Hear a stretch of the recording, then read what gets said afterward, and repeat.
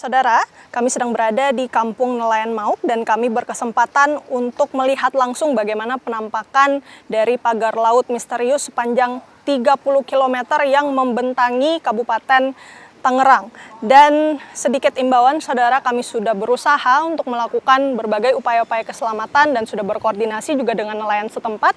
Saat pemantauan nanti kami akan mengikut beberapa nelayan yang nantinya akan menebar jala dan kami akan memperlihatkan bagaimana kemudian adanya pagar laut ini berdampak negatif pada mereka yang menggantungkan profesinya pada lautan. Ikuti terus, saudara.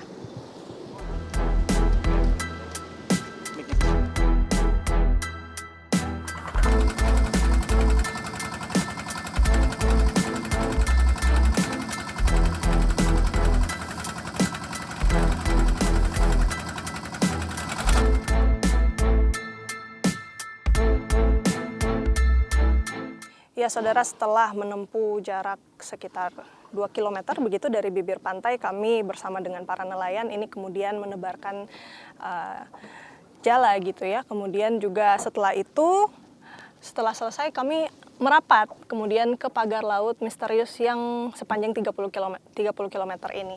Bisa Anda saksikan, saudara, di belakang saya ini lebih dekat penampakan dari pagar laut. Jadi kalau diperkirakan ini sekitar 4 meter kedalamannya ke bawah gitu, panjang dari bambunya. Ini terbuat dari bambu, ada kain jaring yang menutupi bagian atas. Kemudian dari sini saya lihat juga ada anyaman bambu begitu ya, yang kemudian menutupi dari rangkaian bambu-bambu ini yang kemudian menjadi sebuah pagar laut. Ini tentu sebagian saja dari pagar laut yang kemudian dibangun secara misterius. Kita belum tahu siapa yang membangun ini dan kemudian atas izin siapa kemudian pagar ini juga dibangun dan untuk apa sebenarnya fungsinya pagar ini dibangun. Nah, untuk lebih lengkapnya lagi, saudara, saya akan berbincang dengan salah satu nelayan yang tadi sudah bersama kami menelusuri begitu ya perairan di Kampung Nelayan Mauk ini. Sudah bersama saya, Pak. Boleh diperkenalkan namanya? Nama Pak Rudi. Pak Rudi, sebelumnya bisa diceritakan, Pak, ini sejak kapan Pak melihat adanya pagar laut ini? Udah lama sih, ada 3-4 bulan, 5 bulanan lah. Oke, dari 4-5 bulan yang lalu itu apa yang dilakukan para nelayan? Apakah sudah sempat melaporkan begitu atau seperti apa? Ya, nelayan cuma bisa diam aja ya, namanya juga nelayan nggak tahu apa-apa ya kan, yang penting bisa ngelaut nelayan mah. Cuma ya resikonya ya akses jalannya doang agak jauh gitu. Jadi ngeluarin biaya itu lebih gede lagi. Oke. Kalau yang diperhatikan ini, Pak, sejak 5-4 bulan lalu, ada informasikah ini kira-kira untuk diperuntukkan untuk apa sebenarnya pagar laut ini? Kurang tahu ya saya masalah untuk pagar laut ini, soalnya kan tahu-tahu ada aja. Nelayan ya cuma aksesnya itu ya pengennya mah lebih enak gitu buat nelayan, itu aja.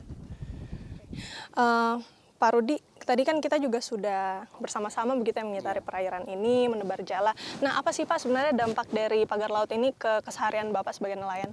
Ya kan dampaknya itu, jadi harusnya kan akses ini lebih dekat, paling ngabisin solar paling 1 liter 2 liter. Sekarang itu harus ngabisin solar 5 liter nyampe 10 liter. Dampaknya ke biaya atau ongkos ini ya, perjalanan untuk menggunakan solar begitu. Nah, dengan penghasilan menangkap ikan ini kira-kira gimana Pak dampaknya ke pengeluaran Bapak sehari-hari? Ya kalau buat penghasilan sih ya tetap sih maksimal itu 100 lah dapat gitu buat ikannya, rajungan. Jadi nelayan mah yang penting tahu yang ngelaut aja. Jadi nggak tahu masalah ini. Tapi sudah 4-5 bulan, sempat ada kunjungan mungkin dari pihak pemerintah atau dari kepala desa gitu? Belum ada. Sampai saat ini informasinya memang belum diketahui ya, Pak. Nah, Pak Rudi, apa yang ingin disampaikan begitu, harapan apa yang ingin disampaikan kepada pemerintah untuk segera bagaimana menuntaskan tindak lanjut ini? Ya maunya sih cepat kelar lah gitu masalah ini kan, biar cepat beres supaya bambu-bambu ini nggak ada gitu. Buat nelayan seneng, biasanya tahu di pinggir, sekarang larinya ke tengah. Biasanya kan di pinggir kan, di sini kan buat nebar jaring nelayan di sini, Mbak. dari ujung sono ke ujung sono itu nelayan nebar jaringnya. Semenjak ada pematokan ini, jadi nelayan itu susah nyari hasil di pinggir itu, jadi larinya ke tengah. Itu sih cukup. Baik, terima kasih banyak Pak Rudi atas waktunya. Kita juga tentu berharap supaya tindakan ilegal ini bisa dapat langsung ditindaklanjuti oleh pemerintah. Ya, itu dia saudara yang dapat diceritakan dari sudut pandang seorang nelayan yang memang kesehariannya bergantung pada penghasilan atau tangkapan dari laut sini. Tentu kita tahu tidak hanya di kampung nelayan Mauk saja saudara, tentunya dari Kabupaten Tangerang ini kita tahu ada 16 desa di 6 kecamatan yang terdampak dari pagar laut misterius sepanjang 30 km ini. Kalau dari pihak pemerintah, dari Kementerian Kemenko Infrastruktur dan Kewilayahan, kemudian juga dari Kementerian ATR BPN ini sempat mengatakan bahwa belum dapat diidentifikasi begitu bagaimana kemudian pagar laut ini bisa ada dan apa fungsinya. Namun kalau dari Kementerian Kelautan dan Perikanan memang sudah sempat memberikan statement kalau misalnya pagar laut ini sudah berizin, sebenarnya ini bukan tindakan ilegal, tapi terlepas dari ilegal atau tidaknya tentu dengan keberadaan pagar laut ini sangat mengganggu aktivitas para nelayan yang menggantungkan hidupnya pada hasil tangkapan ikan di perairan ini. Dan tentu dari sudut pandang Pak Rudi saja, tidak hanya itu saudara.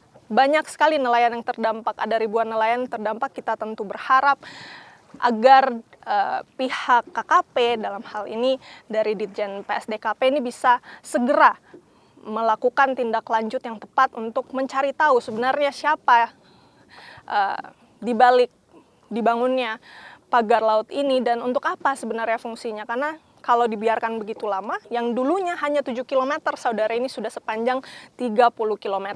Tentu ini sangat mengganggu para nelayan yang sehari-hari mencari ikan di sini.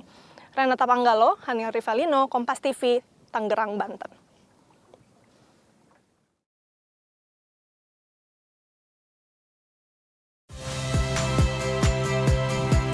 Saya Cynthia Rompas.